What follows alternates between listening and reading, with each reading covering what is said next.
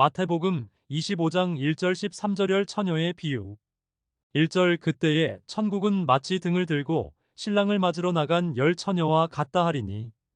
해석을 보겠습니다. 열 처녀의 비유를 알려면 먼저 천국이 어디에 있는지를 알아야 합니다. 천국이 어디에 있는지를 모른다면 열 처녀의 뜻은 알 수가 없습니다. 구약에서는 천국은 하늘에 떠 있는 생물유포의 궁창 조종실에 보좌의자가 있는 곳에 있다고 합니다. 구약에 나오는 선지자들은 외계인이 타고 온 생물유포의 조종실인 궁창을 보고 의자가 있는 그곳이 천국인 줄 알았기 때문입니다. 그래서 예수님이 천국에 대하여 이렇게 말씀을 하십니다. 너희를 이끄는 자들이 너희에게 보라. 천국이 하늘에 있다고 한다면 하늘 나는 새들이 먼저 들어갈 것이요. 바다에 있다면 물고기들이 너희들보다 먼저 앞설 것이다. 하지만 천국은 너희 안에 있다. 천국이 우리의 안에 있는 것을 모른다면 이런 사람은 열 처녀의 비유를 알 수가 없습니다. 그래서 열 처녀의 비유에 나오는 기름에 대하여는 아직까지 말들이 많은 것입니다. 어떤 이는 삶의 열매이다. 어떤 이는 성령이다. 어떤 이는 인내이다. 어떤 이는 믿음이다. 이렇게들 말이 많지만 명확히 이것이다라고 말을 하는 자는 없습니다. 이제 열 처녀의 비유를 알아보겠습니다. 2절 그 중에 5은 미련하고 5은 슬기 있는 자라. 해석을 보겠습니다. 예수님은 열 처녀 중에서 5명은 미련하고 5명은 슬기가 있는 여자라고 합니다. 여기서 중요한 것은 미련하든 슬기가 있던 열 처녀 모두는 내면에 이미 등을 다 갖고 있다는 사실입니다. 천국은 너희 안에 있다. 그렇기 때문에 내면에 있는 등을 꾸준히 찾는 사람은 천국을 볼 것입니다.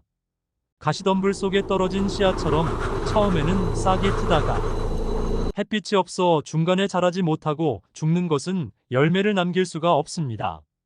처음에는 천국을 찾으려고 노력을 하다가 중간에 그만두는 사람은 천국을 찾을 수가 없습니다. 열매라는 것은 깨달음을 얻어서 내면에 영원히 꺼지지 않는 등불 천국을 발견하는 것입니다. 이것을 발견하려면 늘 찾고 두드려서 문을 열려는 마음으로 깨어 있어야 합니다. 마음이 깨어 있지 못하여 중도에서 포기를 하는 자들은 이 등을 찾을 수가 없습니다. 예수님은 노력이 부족한 자, 끝까지 찾지를 못하는 자를 미련한 자라고 하는 것입니다. 3절 미련한 자들은 등을 가지되 기름을 가지지 아니하고. 해석을 보겠습니다. 보십시오. 열 처녀 중에서 미련한 자일지라도 이미 등은 가지고 있다고 비유를 들고 계시지 않는지요. 이미 가지고 있는 등이란 바로 우리의 안에 있는 영원히 꺼지지 않는 생명. 다른 말로 하면 영, 참나, 아버지, 천국, 진리 등등을 말하는 것입니다. 여기서는 천국을 주제로 삼았으니 천국으로 사용하는 것이 좋습니다. 천국을 찾지 않는 자일지라도 이미 내면에는 등을 가지고 있습니다. 그러기 때문에 천국은 너희 안에 있다 하신 겁니다. 미련한 자라고 해서 천국이 우리의 안에 없다면 이런 사람은 아무리 노력을 해도 천국을 찾을 수가 없는 것입니다. 미련한 자이든 슬기로운 자이든 이미 등은 내면에 다 가지고 있습니다. 내면에 다 가지고 있지만 그 등을 볼 수 있는 자는 끊임없이 노력을 하는 깨어있는 자뿐입니다. 예수님은 천국을 찾으려고 노력하는 슬기로운 자를 기름을 준비한 자로 비유를 하신 겁니다. 4절 슬기 있는 자들은 그릇에 기름을 담아 등과 함께 가져갔더니. 해석을 보겠습니다. 천국은 우리의 내면에 늘 함께하고 있습니다. 그래서 예수님은 천국을 찾으려고 노력을 하는 깨어있는 자들은 그릇에 기름을 담아 등과 함께 가져갔다고 하는 것입니다. 등과 함께 가져갔다는 말은 천국은 우리의 안에 늘 함께하고 있다는 뜻을 말하는 것입니다. 미련한 자들도 준비를 하지 못해서 기름을 갖고 오지 않았다고 해도 등은 늘 그들과 함께하고 있습니다.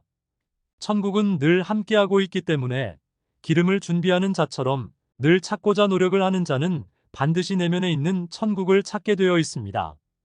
내면에 있는 천국을 찾은 사람은 죽은 자 가운데서 살아난 자, 즉 인자가 되는 것입니다.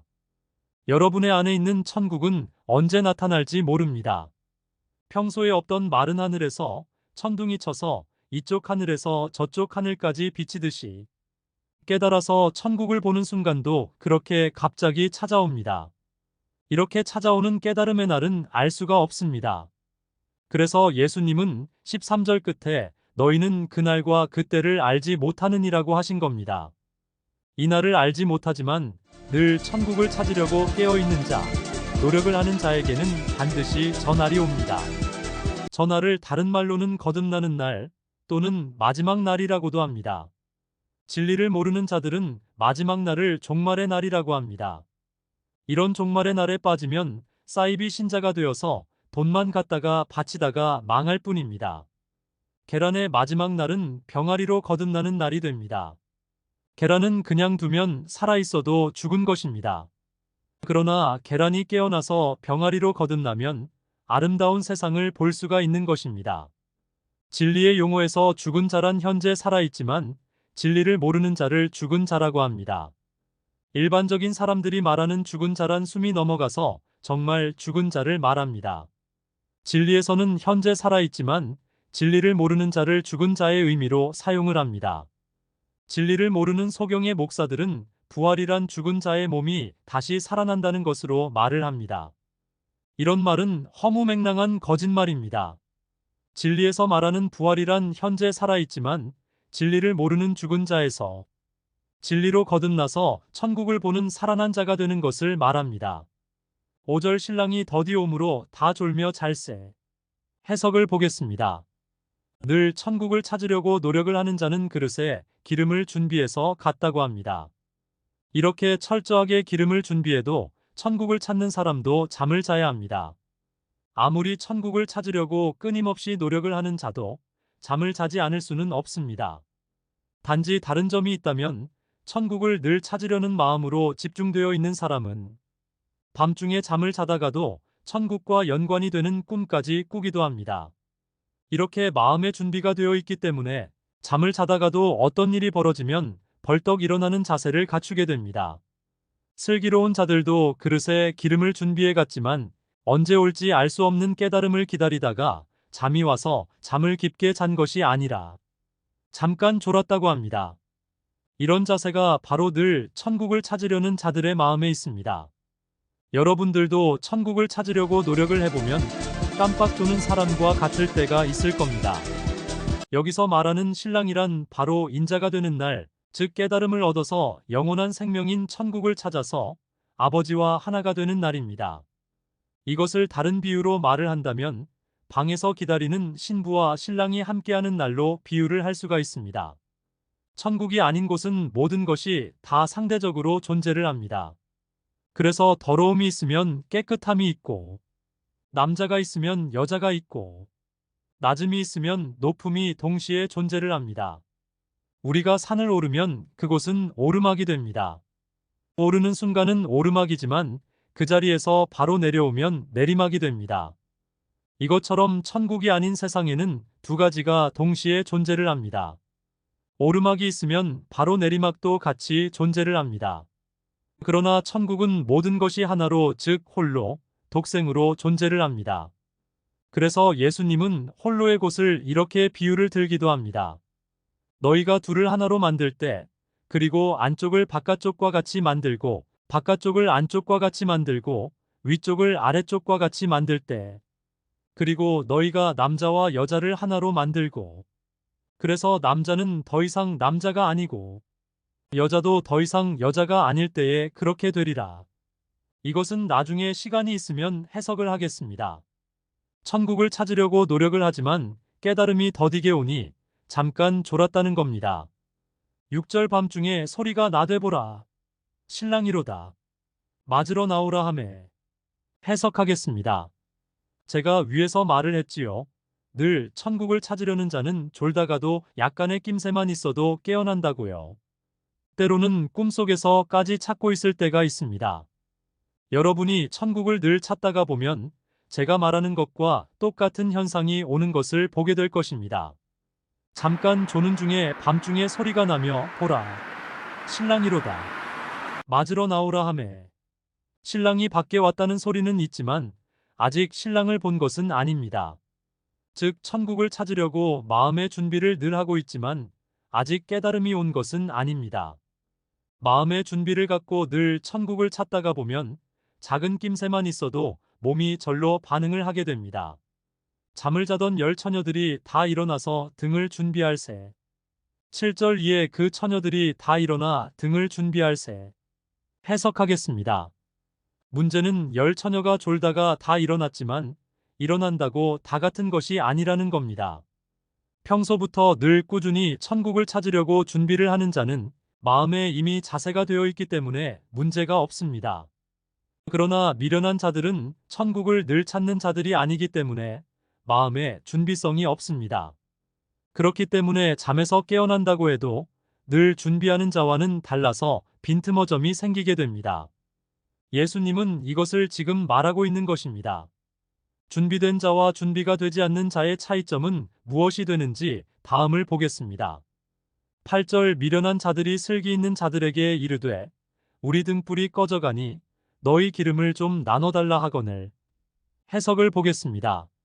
늘 천국을 찾으려고 마음의 준비가 되어 있는 사람은 어떠한 경우가 오더라도 준비가 되어 있습니다.